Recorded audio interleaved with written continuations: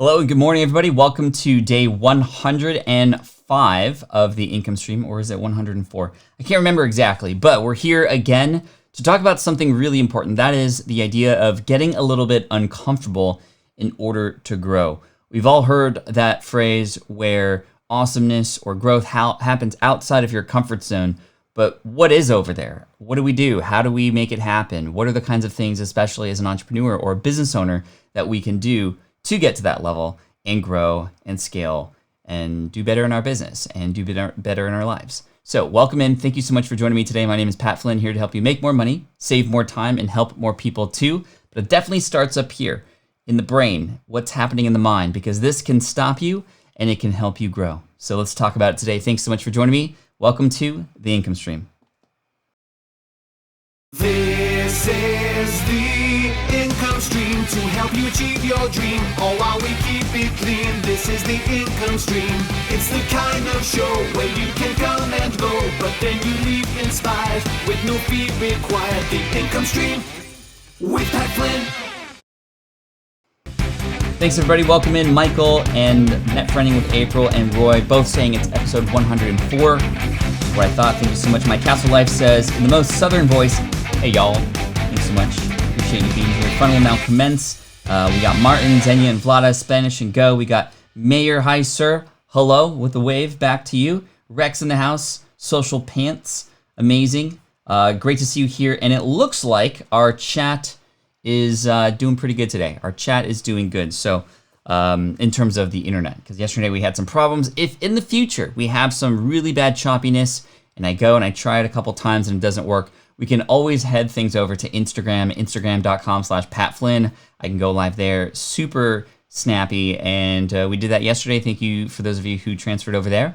And yeah, we talked a lot yesterday specifically about customer service and the journey that you take your subscribers and readers and viewers and customers through. Hey, Archer, thank you so much for the super chat. I appreciate you, my friend. And also the day before that, on Monday, we spoke specifically about tutorials. And that was a very tutorial heavy day.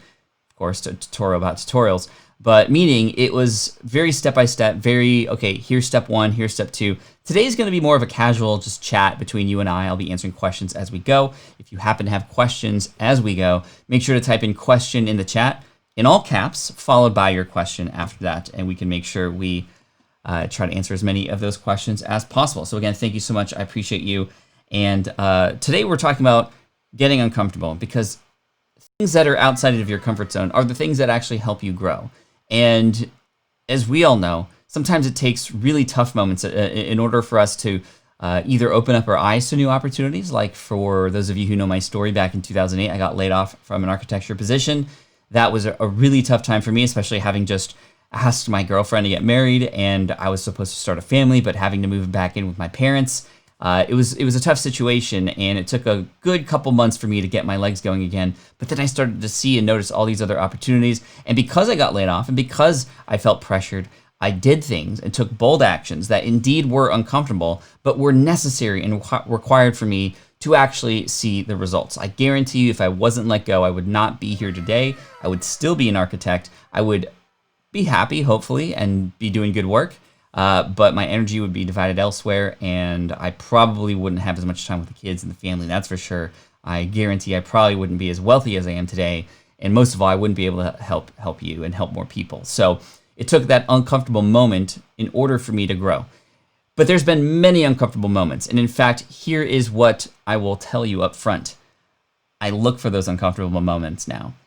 104 days ago, I didn't expect that we were going to be continuing this stream 104 days later, but it was something that I knew I wanted to do because I wanted to help. I wanted to help and serve people during the quarantine and everything. I keep saying quarantine because that's you guys, but when we all started getting locked in, I was a little bit nervous about going live. I do get nervous still. However, I fight through it because I know it can be helpful. And it's done so much to grow the channel. It's done so much to grow several of your businesses. And it's done so much to help connect many of you together. And if you need proof, just go to episode 100 of the income stream back on Saturday last week, where we just had an epic milestone celebration day where we've had, I think, 7 of you come in and show up as guests, and that was super fun. And I promise you, we're going to have more opportunities for guests to come on. I want to do it at least once a week. and more on that later. But getting outside of your comfort zone is really where it's at. Michael says, are we going for 365? Maybe. We'll see what happens. We're at least going to go for a little bit longer because lockdown is not going to open up anytime soon, it seems. Anyway, so let's talk about these. I got 5 uncomfortable things to help you grow your business. 5 uncomfortable things, uncomfortable positions you should be putting yourself in so that you can grow your business. And here's number 1. And as you go along, as you hear these, let me know in the chat if they resonate with you, if you agree, if you've experienced this before, if you also support what I'm saying here, let me know. So number 1, the first way to get uncomfortable to grow, this is hard for me to do, was to ask for help. That's number 1. Ask for help. Now, some of you may be completely comfortable with this and all the other things that I'm going to be talking about. But for me, in my experience and in the coaching that I've done for others, I know that specifically asking for help is often very difficult to do, especially for those of us who are more either people pleasers, because we don't want to ask other people and make them sort of have like this feeling of a burden for us to have to do something for us. So we want to please them. We don't ask for help for other people to help us. Number 2, perhaps there's a sense of pride in what you do, which there should be. However, sometimes that sense of pride gets in the way of you asking for help because you feel like maybe it's a little, you feel a little less worthy if you have somebody else help you along the way too, right? Perhaps there is the uncomfortness of just knowing that other people are busy too, and you don't want to interrupt. You don't want to, you don't want to have you sort of get in front of whatever it is that they were doing too. So asking for help can be very difficult. A lot of entrepreneurs struggle with this for sure. Some of you may be completely comfortable with this, which is again fine. But asking for help is key because you don't know everything, and that's something that I had to understand up front. Somebody who grew up in a household where I would come home with a 97% on my math test, and I would be asked, well, what happened to the other 3%? And then I would work for 3 hours on the problems that I got incorrect so that I can learn that, so that the next time I can get 100%. And that's what life was like for me. And it was tough and it was difficult, but I grew up and I was conditioned to become perfect and to want to figure things out on my own so that I can become perfect. And it also a little bit, I guess, conditioned me to not want help from others because those 3%, with the 3 hours that we were working, my dad and I mean, that was a struggle. I would get into arguments and I would just not feel good, right? So help equals not feeling good. And I guess that a lot of times our childhood has that kind of effect on us. So when I became an entrepreneur, I wanted to do everything myself. When I first started learning about this space, I wanted to build the website myself. I wanted to do all the graphic design myself. I wanted to code the website myself. I wanted to create the sales page myself. And I did. I did all those things all by myself. There was one moment, however, I remember there was one day, this was back when I started my Green Exam Academy website to help people pass an architectural exam. There was a moment where I was trying to learn CSS, which is a sort of language of websites so that you can display things on your webpage. And I was wanting to move an image from the left hand of the page to the right hand of the page, right? Because people read from left to right. Images on the right-hand side often work better because you want to start with text. Anyway, that's what I heard. So I was like, okay, I'm going to move this image from the left-hand side of the page to the right-hand side of the page. It literally took me 8 hours because I was trying to go onto YouTube and trying to learn things as I was going myself. And Destiny's show says, Pat, you're like a copy of me. I think we're all kind of copies of each other, right? Number 1, we're all human beings, but number 2, we're just a weird set of human beings here showing up live to watch this dude with a pew-pew shirt talk about business, but also because we're entrepreneurs, right? Because we're entrepreneurs. Anyway, it took me about 8 hours and I still didn't get it right. So April, my wife, who saw me struggling and just getting really upset and frustrated about this, said, hey, I see that you're working on this thing. Like, let me call my friend Mel for you. And I was like, no, I don't want to bother him. Like, this is so simple to do. He'll probably laugh at me, right? That's another reason why we don't ask for help, because it's a little bit embarrassing sometimes. It's like, oh, you need help? You must not know exactly what you need to do. But that's the truth. We don't, right? We don't. Yet we try sometimes, and it's a complete waste of time. There is something to be said for learning the things that you don't know, but I'll talk more about that later. Anyway, April called up her old friend Mel from college, who was a graphic and web designer, and he literally fixed it in 5 minutes for me. Just 5 minutes. And, I was very thankful, obviously. And then the funny part about the story was he reached back out to me and said, Pat, he was typing in an email. He said, Pat, so who exactly coded this website? Because it's really bad. Like, you should probably hire somebody else. And I was like, I coded it. So there you go. So yeah, asking for help. And this is something that I've continued to learn how to do and get better at. However, I've made myself feel a little bit more comfortable asking for help. Birthday alarm, Malini has a birthday. Yo, happy birthday, Malini. Congrats to you. Thank you so much for being a part of the tribe and being a part of the quarantine. Happy birthday. I need a happy birthday song on this thing. I could do a happy birthday, something to you. Okay, it's not going to work very well. Anyway, happy birthday.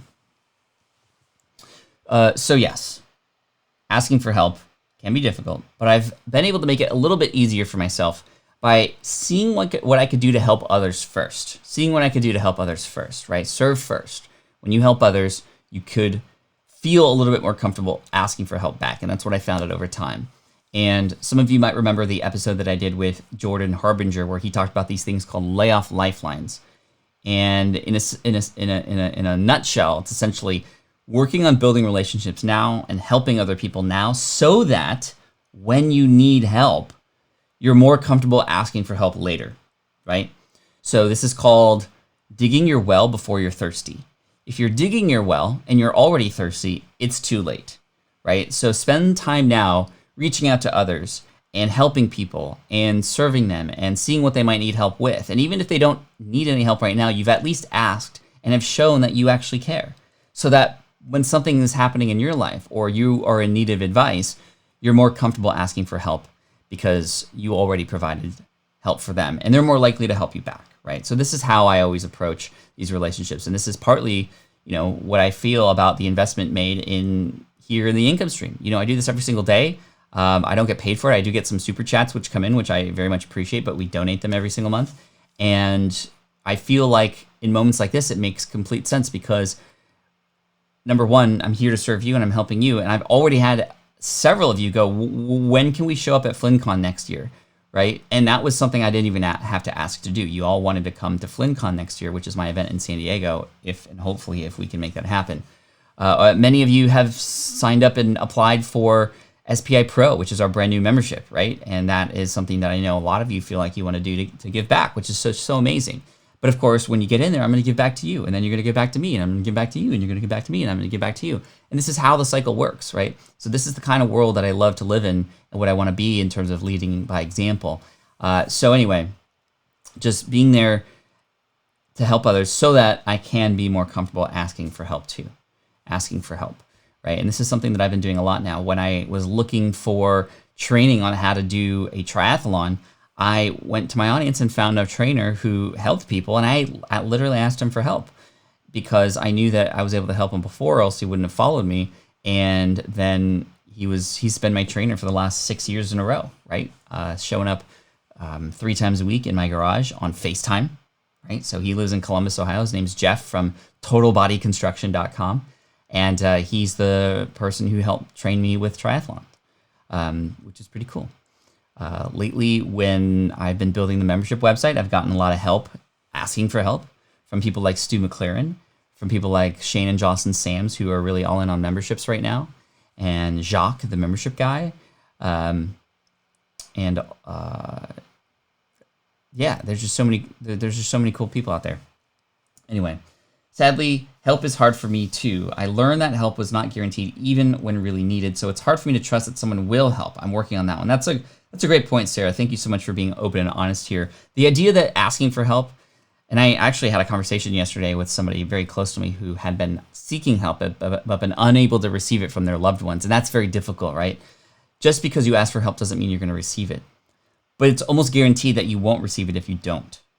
So it's really important for you to step into this uncomfortable space, and this is what can help you grow as a person, as a business owner, as a father, as a mother, as a husband, as a wife, as a son or a daughter.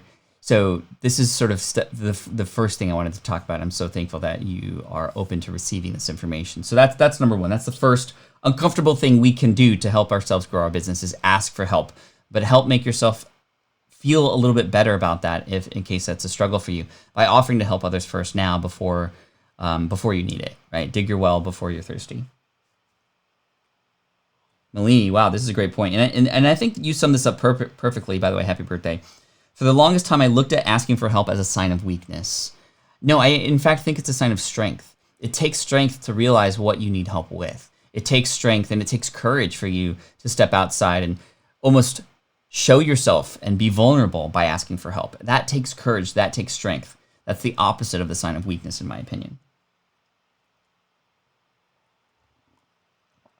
Great conversation today, y'all. Well done in the chat. Thank you so much.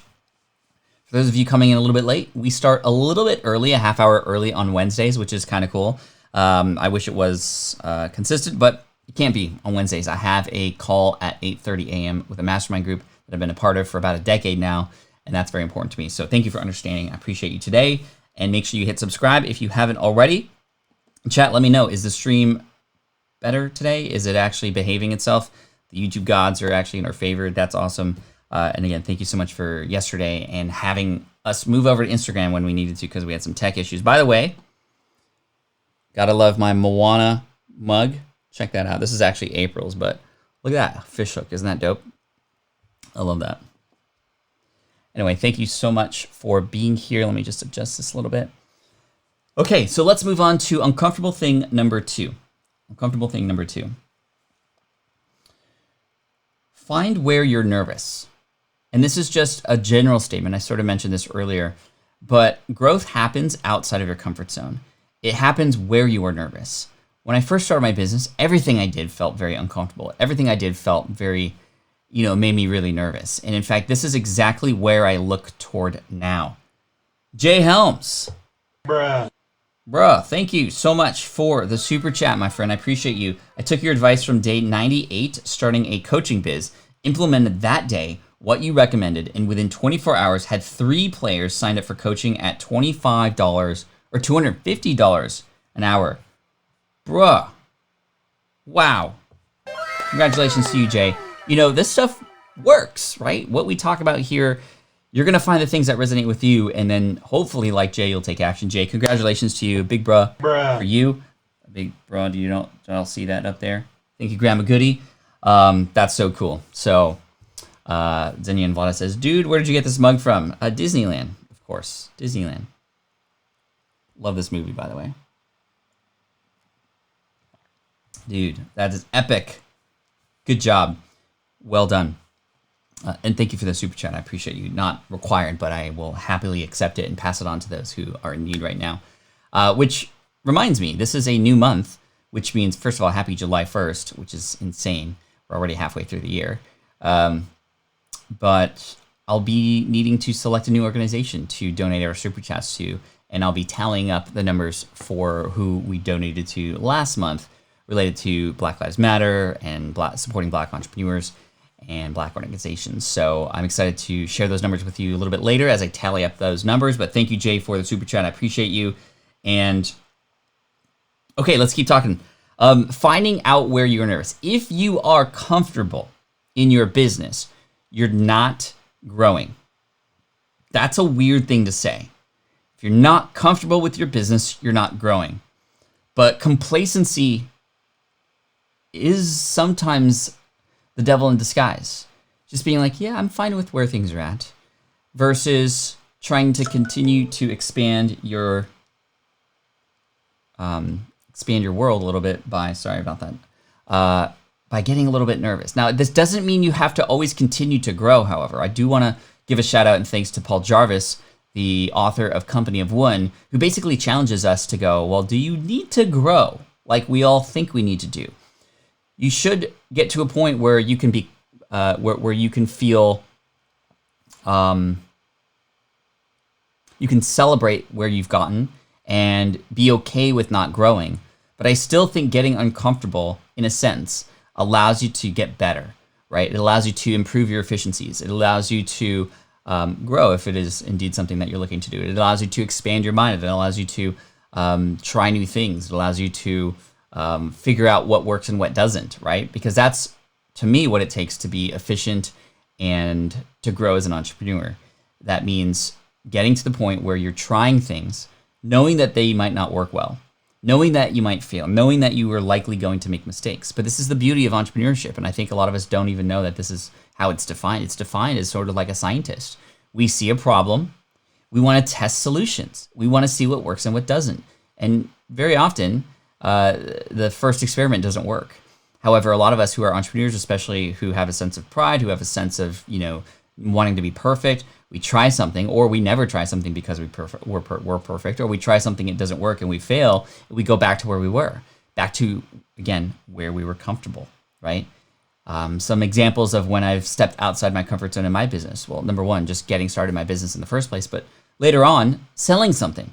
Selling an ebook was very uncomfortable for me. I'd never gone to business school. I had never sold anything online before. And it wasn't until I started getting my first customers that I realized that, wow, there was actually something to this, and it was actually helping people. It took getting people results for me to understand that I actually did have value to provide. So if you're uncomfortable with selling, get people results as you can, as soon as possible.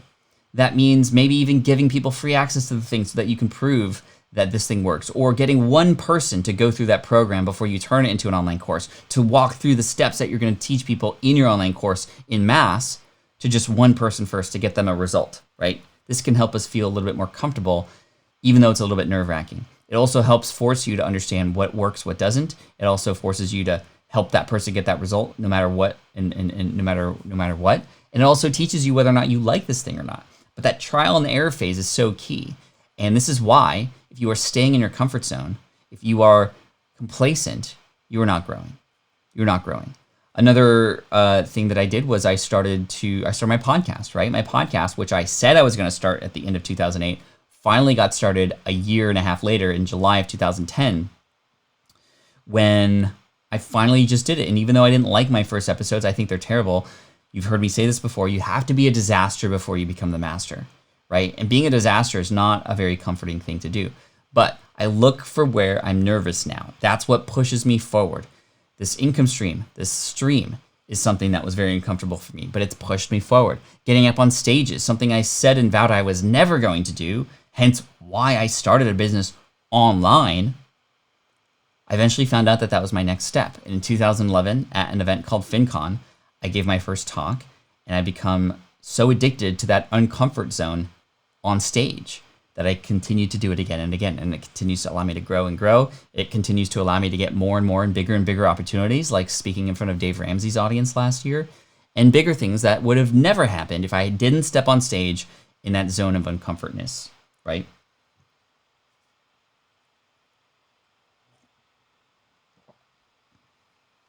What I love about today is it's very much a mindset day, right? The last couple of days have been very much about the actions that you can take for your customers, or what you could do with your videos to make them more likely to be watched and found in YouTube and to be shared and to actually create partnerships with companies. Today is very much mindset, and mindset is absolutely key, right? Because none of this strategy, none of these tactics will work if this doesn't work, if this isn't helping you. But we have survival mechanisms at play, right? Our reptilian brain stops us from doing certain things because we have fear, because we're worried about certain things. And that's a totally natural reaction to certain things that are uncomfortable, right? We often walk away from those things because even subconsciously, we want to be in a safe zone, right? But as we all know, that's where most people are. And then that's why not most people are successful entrepreneurs. That's why not most people are growing, or why most people are not seeing results. So let's find that nervousness, and just doing a check with yourself every single week and asking yourself questions like, what did I do this week that made me a little bit nervous? And if you don't have an answer for that, consider why. Are you actually testing yourself? Are you experimenting with anything? Are you pushing yourself into a place that is a little bit uncomfortable so that you can actually grow, right? It's almost like that pain. That uncomfort is almost like when you are lifting weights, right? When you're lifting weights, you're actually tearing up your muscle fibers.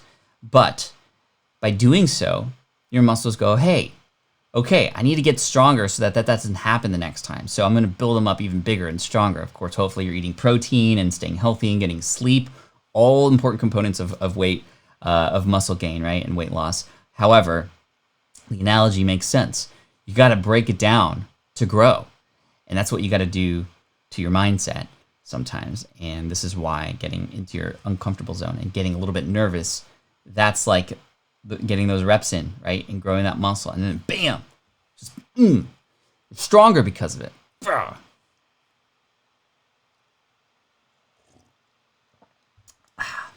Good stuff. All right.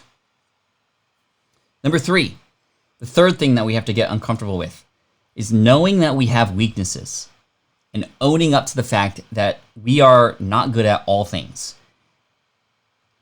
Discovering what those weaknesses are and being honest about them, being authentic about them is key, because a lot of us entrepreneurs want to get better at what we are weak at, right?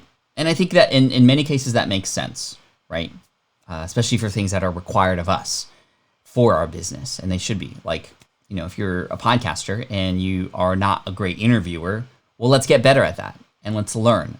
However, I think a lot of us see ourselves weak in certain spots and we go, okay, because I am weak, I have to get better at that. And that's not always the equation to follow.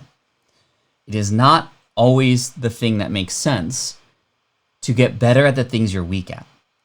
You have to really understand and pick and choose which of those things you should be focusing on, right?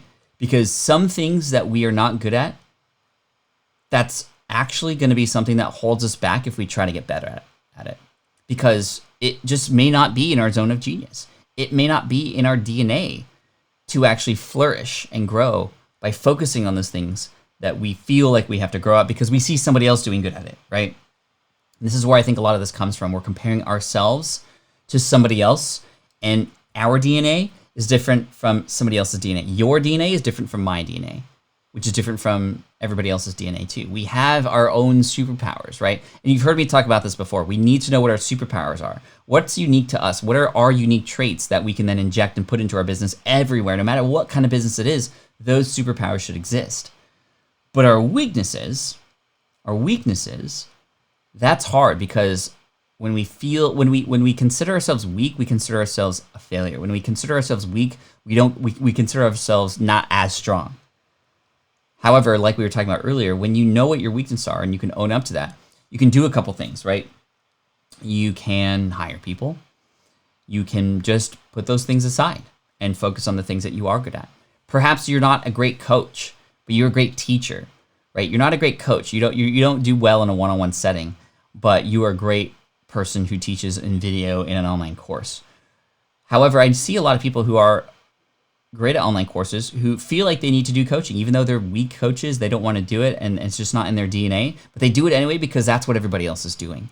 And thus their energy is divided, and now they're not able to give their full self in the way that they know how to give their full self with their biggest superpower in this online course, in that sort of more group-like setting versus the one-on-one, right? So knowing what your weaknesses are is really key. And I think this is where a lot of the idea of, you know, the Strength Finders test or the Enneagram can really come into play, right? Rap in Combat says, man, you okay, bro? Just want to make sure you're all right. I don't know if that was because this is hitting home or what, but sometimes these weaknesses really haunt us because we're like, oh, I'm not as good as somebody else. But you know what you have to compare yourself to? It's not somebody else. You can get inspired by somebody else, right? You can use that as drive and motivation to move forward and get better, right? You can see what they're doing and try to sort of take that and run with it and make it even better. But you know who you really should be comparing yourself with? An earlier version of yourself. Yourself yesterday. How are you compared to how you were last week? How are you now compared to where we were last year? And of course, circumstances change, and we're in a very weird moment in time right now where there's just certain things that we can't control. But there are definitely things we can control too. And what we can control is how we feel about what we're weak at, choosing and deciding what those things are that we are weak at, that we should be getting better at, and choosing and deciding those things that we aren't good at, that we should just let go. And I promise you, if you stop fighting a lot of those things, you're going to be able to put a lot more energy into doing the things that you know you're good at, right? What are your specialties? Focus on that. And yes, of course, again, there are things that we can be considered weak at that we should get help for, right? Like for me, I'm pretty weak when it comes to project management, as weird as it might sound, which is why I definitely lean on my team for taking these big ideas that I have and actually chopping them up into a deadline and work and tasks and these kinds of things, which is what my team is really, when my COO, Matt, is just, that's his wheelhouse. That's his superpower. So we work in tandem. We work really well together. There's a book called Rocket Fuel that talks about this sort of visionary and integrator role and how important they are together, right? I know that I'm not a good integrator, right? I worked really hard in the beginning to actually get things done, but I found help to help me do better at that, because that is something I know I'm weak at. I know I'm absolutely weak at. Another example of a weakness of mine is deadlines and procrastination. I get things done on time, but I procrastinate, right? So me knowing this, I need to create deadlines within those deadlines, little moments of check-in before the actual date of the deadline.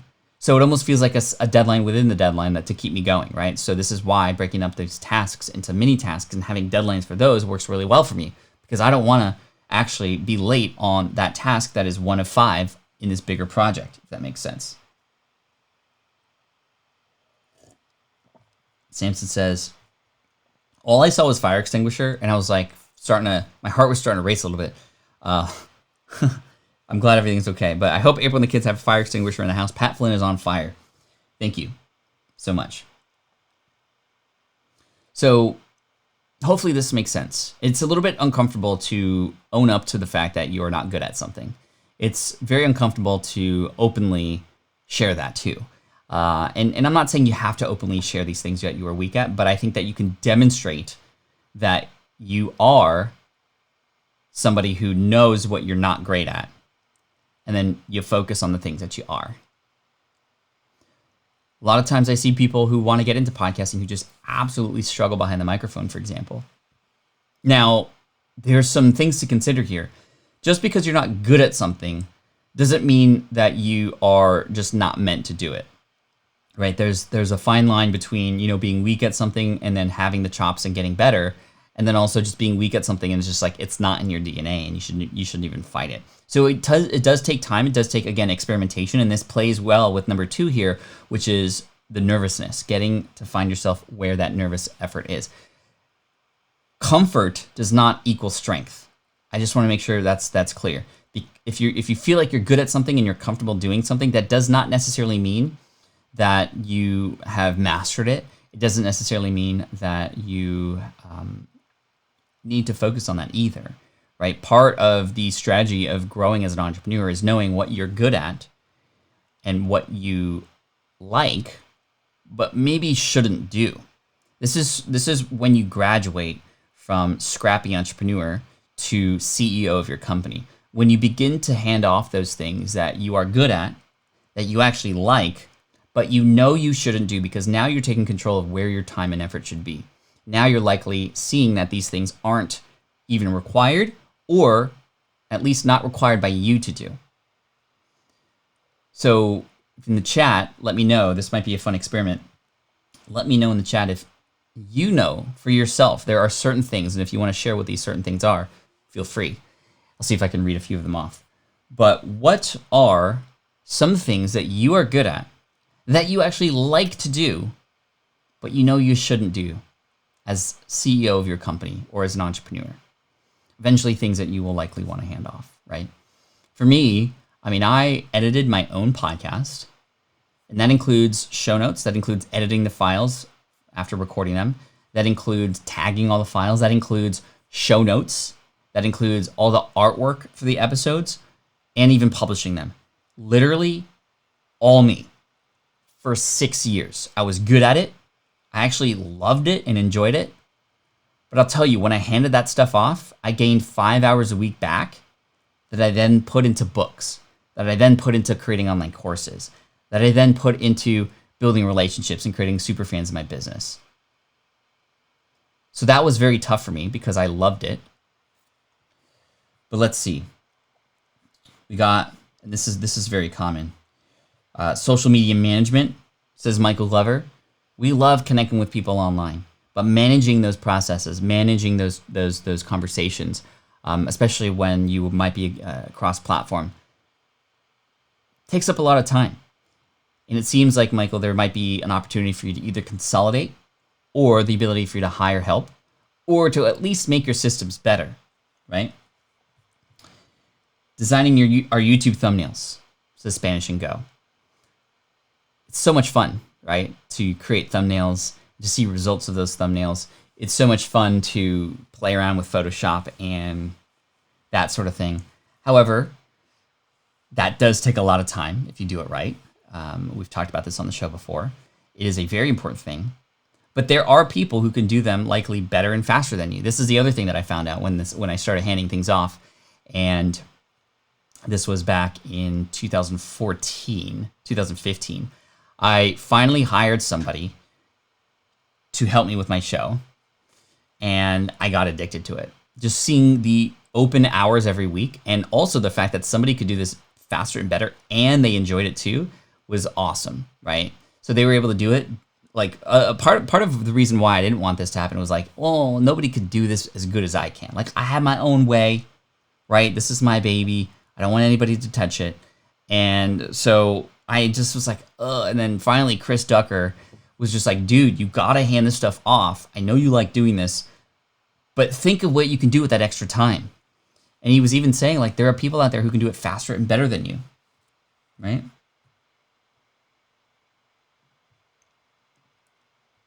So, hey, if you are in the chat and you say the same thing over and over again, I'm going to put you in timeout. I'm sorry. It's just got to be done.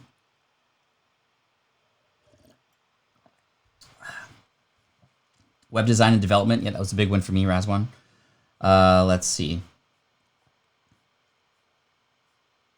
Reluctant to take action. I need to hand off my editing of my videos, says you do it. Well, here's what you need to do. Do it. Social media, editing, writing. I'm great at reading online body language, but I do want to do that. But I want to teach others how to do it so that when they do more of it than me, when I siesta on my tropical island, LOL. I was able to leverage my technical knowledge in each category of product we chose to use and market on, etc. Nice. So these are great. Thank you so much for being open, being honest about this. And this takes us to number 4 here. The fourth thing that we can do to get uncomfortable, to grow our business, is to actually spend money to save time. This is a big one. Spending money to save time. Whenever we hear the word money, a red light goes off in our brain. Like, ugh, I don't know if that makes sense, because money, we hold on to that. And when we can spend it to get more time back, now we start that discussion of, time is money, what's more important. Yes, you can always make more money, but you can never get time back, all these sorts of things. We've discussed this already, and a lot of you in the chat have discussed this idea of hiring help or spending money on tools that can help you do things better or faster or become more efficient with them. So I remember having done everything myself for the longest time, was so afraid to start spending money and investing it back into the business to get more time back. I would just see how much something would cost and go, whoa. And I would compare it to things, right? This is what we do. I remember my very, very first hire was for a one-off project. It was actually in 2008. I had started my architecture business to help people pass an exam. I had sold a study guide online, and thankfully it was doing pretty well. I was making $8,000 to $9,000 a month at that time, which was just mind-blowing. It was 2.5 times more than I was making as an architect. And even though I had that money coming in, I was still very reluctant to hire help for this project, which was to have a person read my book and turn it into an audiobook. Because then I could sell that audiobook as a product on top of my study guide so that people could learn on their commute, on the go. Their podcasting was just starting at the time. And essentially it was just a zip file of MP3 files with each chapter sort of read off. So essentially I explored on a website called elance.com, now known as upwork.com. I think Elance and Odesk came together to turn into Upwork.com, I think. I don't know if that necessarily that's what happened, but it's a marketplace where you can go to put in your project, and then companies or people will bid to go, oh yeah, I'll do that for you for this much, or I'll do that for you for this much, right? So I put in a request to get audio help, a voiceover to read my book. I shared how many words the book was and all this stuff. I shared an example of it, and then I got like a dozen people replying back with their quotes. And the quotes were anywhere between $1,000 and $6,000. And I was like, whoa, I don't pay that much for rent. I can do this myself. Why in the world would I spend this much money when I could do this myself? So eventually I did it myself. I put on my Logitech gaming headset because that's the only mic I had. I hit record on my audio recorder on my computer, and I read every single chapter. I just read it all the way straight through. First of all, it was hard. Reading your own stuff out loud while recording is difficult. You make mistakes. It's hard. Your mouth gets dry, etc. I had never done that before, and it sounded really boring. Anyway, I listened to it, and it was like putting me to sleep. It was terrible, right? And even still, I was recording ums and awkward pauses, and it was like I thought I knew how to read. Anyway, I compiled it up, and I put these MP3s together, and I was just like, I can't sell this. This is terrible. And so I was like, okay, maybe I can't do it myself, or maybe I can. Maybe I can try it again. But anyway, I got some advice from people saying, when I shared, so here's what happened. I went to a mastermind meeting with the Internet Business Mastery crew, and I told them that I had spent the last 2.5 weeks recording my own audiobook, and they all started laughing, and like in a not like laughing at me, but just like, oh, you recorded this yourself? Do you know how to like what mic do you have? And I told them that I had a lot of Logitech, G602 whatever gaming headset. So the quality was terrible, by the way. It sounded like I was in a tin can. But they were kind of chuckling because they were like, whoa. First of all, I know that you've made some money in the last couple months with your guide.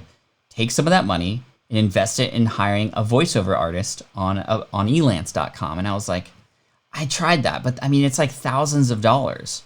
And they were like, this is what they said. They were like, well, how long did you spend coming up with something that didn't even work? And I was like, well, 2.5 weeks. And he's like, yeah, exactly. And I was like, okay, I hear you. Spend money so I can have this thing done in a way that can be done right. I would have saved time. Yes, I understand. It would have been better. Okay, yeah, there's people out there who do this and enjoy it. Okay, yes, okay, I understand. So I found somebody on Elance, somebody who had offered a contract to help, and I hired her for $2,000, about $2,000. I think it was like $1,800 or $1,900, which was like 2 months of rent for me. And still, I was like, oh, like this, I mean, maybe I can do it myself because I had never spent that kind of money in my business before. Anyway, she was able to do it in a week and a half. It sounded perfect. And the day that I started selling that, I already made up the cost of it. And I was just like blown away. I was like, wow, why was I trying to fight this? Now, I know that for those of us who are bootstrapping and might not have the funds to offer, well, then it makes sense to bootstrap and do things on your own for right now. However, I think it's really important also to understand when it makes sense, when you start hiring people for one-off projects or getting help. I'm not saying you have to go full-time. In fact, I didn't have full-time people in my business till 2019. It was all contractual or working with an agency up until then. Finding out, getting to that point where you can then hand things off, it really opens up a lot of time. It opens up your brain space. It opens up a lot more energy for you to put into something else too. Michael Glover says, boom. It's difficult, right? Because it's like, what if this doesn't work out? What if I spend this money and it doesn't come back to me? But also, what if you just spend all this time doing something and it's not done efficiently, or it's done in a way where you could have done better? And so I think getting a little bit uncomfortable and reinvesting in your business makes sense. It's hard. This is an uncomfortable topic for many people. It's probably a daily struggle for some of you in your brain. I spend so much time doing this. I could hire somebody else, but I could do it myself too, especially on the podcast editing front, the video editing front. There are people out there who can do that much faster and better, but they cost money. However, there are some workarounds. you could do if you so happen to have a skill or talent that other people could use, you could rely on that as a form of payment, right? A pro bono situation, at least to get started, and you can help somebody else while they help you. But at the same time, that's the nice thing about money. It can help fast forward that, right? So it might take a little bit of conversation. It might take a little bit of getting outside that comfort zone to understand that, well, you can reinvest in your business to get more back later. Your time is precious, right? Your time is precious.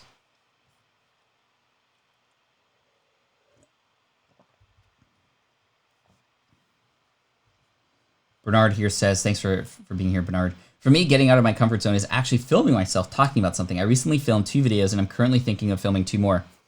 Yeah, you might have noticed that I haven't filmed any regular YouTube videos in a good couple weeks. And it's honestly because I get uncomfortable. And I was in a good headspace for a while and then I just lost it, but I'm going to get back on. So thank you, Bernard, for inspiring me to get back on that train, because I've definitely seen a dip in the YouTube statistics as a result of that by not being consistent. Still consistent on the income stream though. Cool.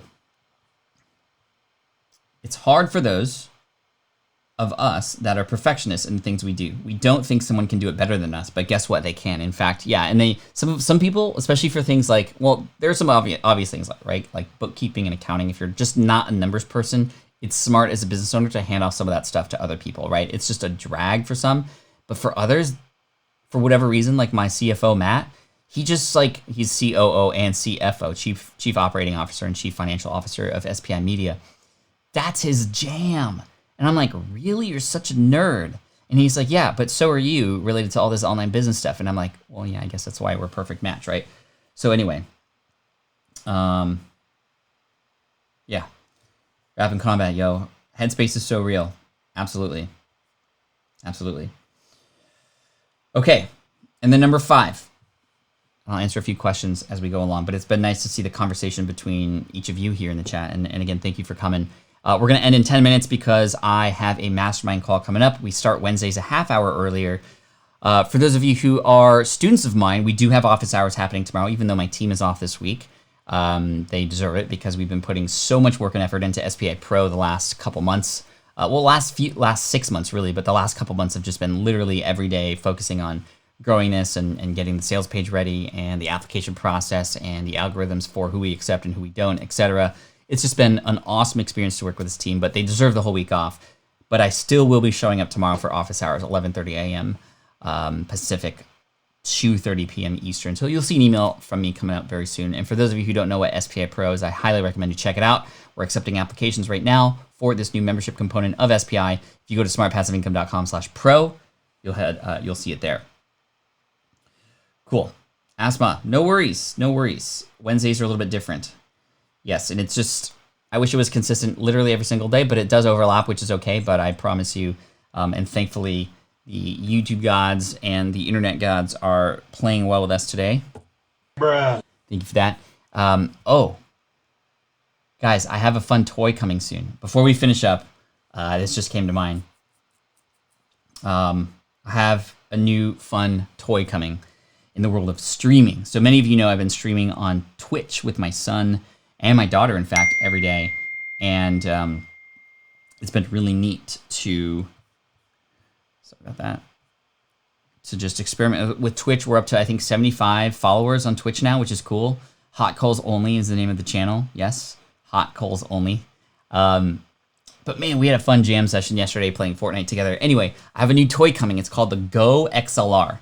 Go XLR. If you want to go and check that out, you should. It's a fun, it's almost like a Rodecaster Pro, but it has more sound effect type things. So when you're streaming, you can actually change the pitch of your voice. You can have more sound effects, more just different range of different things specifically for like live entertainment. I might actually end up using that for this, but we'll see. But right now, still enjoying the Rodecaster Pro. Anyway, Go XLR if you want to check it out. It's a fun toy, and yeah, toys are fun. Toys are fun.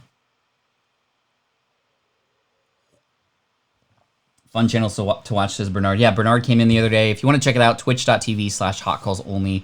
We stream at least once a day. and we just have fun, and it's a fun way for the kids and I to connect, but also to have you watch. And also it trains him. In fact, he is in an ID Tech class every day this week. It's camp, sort of like an online, super nerdy technology type camp, but it's specifically for streaming. Like my son is taking streaming camp. He's 10, y'all. How crazy is it that these kinds of camps exist?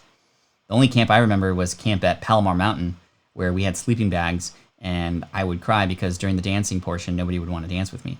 Anyway, why am I talking about this?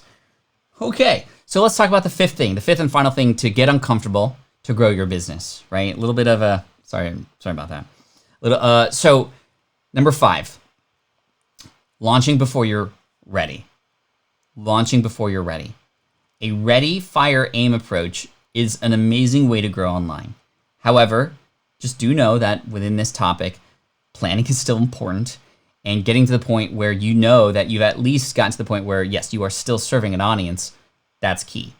No matter what, make sure you serve your audience. But us perfectionists in the house, we will often make excuses that stunt our launches, that delay our launches. Procrastination is a huge thing for all of us. Perfectionism. All these things get in the way of what will really matter. What are we delaying that could actually help people, right? It's almost like, and the analogy I like to use here is like you're on a boat, right? You're on a boat on the ocean, and your audience, they're like literally swimming in the ocean. Some of them can swim, some of them can't swim, but they're all struggling. They want to be on the boat with you.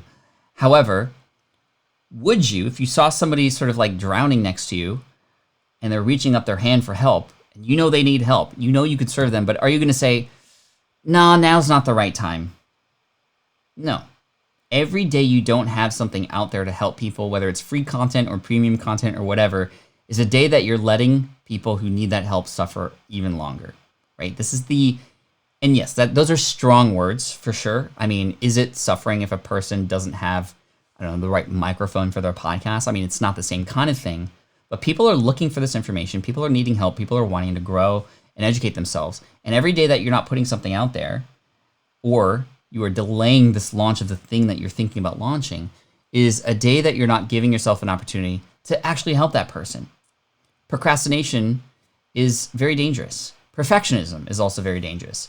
Going back to the analogy, you're on that boat, you see that person drowning with their hand up, reaching out to you, and you go, I don't know if this is the right way to put my hand out, right? Is it a 4-finger grab or is it a 5-finger grab? I'm not sure how to best grab. Like, do I grab your wrist so that like there's more leverage, or should I just grab your fingers because I don't know, like maybe the wrist is too slip? I don't know. So as a result, I'm not going to help you right now. No, you just go. And you do it, and you see what works and you see what doesn't. You reach out, and if that didn't work, you reach out with the other hand. You kind of pull them in, right? So we need to move forward, even though we might not seem ready, right? Because that's what's going to teach you what will actually work and what doesn't, right? I think so long as you are there to help serve people, and you've created the mechanism to do that, then it doesn't matter if you get all those other things right or not. Because as an entrepreneur, you're going to find your way, pivot, bob and weave, adjust, adapt to be able to still get that result for them. Because that's ultimately what matters. But the way you do it doesn't have to be perfect. And when you do it matters. The sooner that you can help people out, the sooner you're going to get results back, right? So, great analogy, says April. Thank you. Right? Isn't that weird? Like if somebody was drowning, are you going to tell them, no, I don't know if this is the right, like, should I use my left hand or my right hand? Right? Or I don't know, I have a watch on? Is it a waterproof watch? I don't know if it's a waterproof watch, so I'm not going to risk it. Really? Are you kidding me? So this is how we treat our audience sometimes, and without knowing it, and you're not doing it maliciously, obviously, and there's a lot of things at play here, a lot of mindset issues, a lot of fear, a lot of self-doubt, a lot of those kinds of things. But I want to recall what Steven Pressfield said in his book, The War of Art. Not The Art of War by Sun Tzu, but The War of Art by Steven Pressfield. Amazing book. Not family friendly, by the way. Just FYI, in case you're listening to the audio in the car with the kiddos. But the lessons, absolutely, and the principles in there should absolutely be passed forward to your kids, and also to you, obviously. And that is that whenever there's this thing that you want to do, it's like a tree, right? A tree that is something that you want to grow, and something that's beautiful, something that, is exciting. It gives life, right? The oxygen, and like it takes carbon dioxide, turns into oxygen. It gives life. It provides amazing, foliage, whatever. But the bigger this tree is, the bigger the shadow is that comes with it. And that shadow comes in the form of self-doubt, of procrastination, of self-sabotage, those kinds of things. But to tie back some earlier lessons, it's that doubt, it's that resistance, it's that fear that is actually a sign that this is what you're meant to do. I would feel more nervous for you if you were launching something and you weren't nervous about it. I would feel more nervous getting on stage if I wasn't nervous about getting on stage. I would feel like maybe I'm too confident, maybe I'm too cocky, maybe I'm too, comfortable, such that I'm not exploring and growing. This is why every time I go on stage, I try something new so that I can, again, grow even 1% every day. As James Clear says in his book, Atomic Habits, that can push you and get you further and grow exponentially over time. So this self-doubt, this fear, this procrastination is a sign that there's actually something great on the other end there. And if you think of life's biggest moments for you, likely it was preceded by some sort of fear or self-doubt. I remember feeling this nervousness when I was proposing to April. I remember feeling this nervousness when I was getting into my business for the first time in 2008 after getting laid off. I remember feeling this nervousness before starting my podcast, before sharing my first book, before getting on stage for the first time, before starting the income stream here.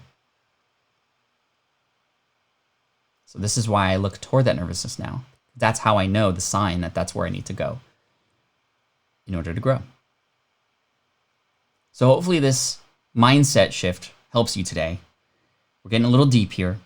I want to thank the Quaranteam here in the chat who's live with us today in being vulnerable and sharing with each other and helping each other and always being there to help each other. I mean, you guys are so fantastic with the Slack group and the fact that you guys had a party after episode 100 in the Slack channel for 4 hours plus after the show finished is absolutely mind-blowing to me. The fact that you're all here for each other, and this is the sort of thing that wraps all this in a nice little bow. You're going to be nervous. You're going to be uncomfortable. You're going to be doubting yourself. But beyond these lessons that we talked about today and these principles, it's finding other people who are going through this with you that actually help everybody. So Quaranteam, thank you for demonstrating this idea through action. Thank you for taking action. And thank you for being here as a part of episode 104 of the Income Stream today. I appreciate you. I appreciate you so much. I do web work. 900 miles walked, 1,120 miles to go. Just do it. That's awesome, man. I love that you're doing 2020 this year. Woo! Good stuff. Hey, y'all. I got to head out to my mastermind meeting. Thank you so much. I appreciate you. Team Flynn for the win. You are amazing. Come back tomorrow. We have another fun topic to talk about, and that's going to happen at 11 a.m. Eastern.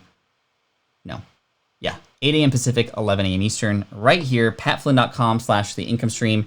And if you haven't heard yet, SPI is launching something completely brand new. It's been on our list literally for years. Finally took action on it. Finally said, you know what? Even though this is a little bit uncomfortable, we're going to do it anyway. And we know it's going to mind blow people. So if you go to smartpassiveincome.com/pro, you'll be able to get access to the application process for a brand new membership component. You'll see all that it's about. If it doesn't make sense for you, don't apply. But if it's something that you need and you think that you might be a good fit, please do. smartpassiveincome.com/pro. Appreciate you. Great job, everybody. Keep moving forward. I'm here for you. Take care. Follow me on Twitch if you want to follow my son and I as we grow that channel together. Twitch.tv/hotcoalsonly. Thank you so much for an awesome day. Peace out. I appreciate you. And as always, Team Flynn for the win. This is the income stream to help you achieve your dream, all while we keep it clean. This is the income stream. It's the kind of show where you can come and go, but then you leave inspired with no fee required. The income stream with Pat Flynn. Thanks again, y'all. I appreciate you. Keep your head up. I know some of you are going through some stuff right now, but I'm here for you. We'll all get through this. And thank you for being a part of the one team. See you tomorrow. Peace out, y'all. Bruh.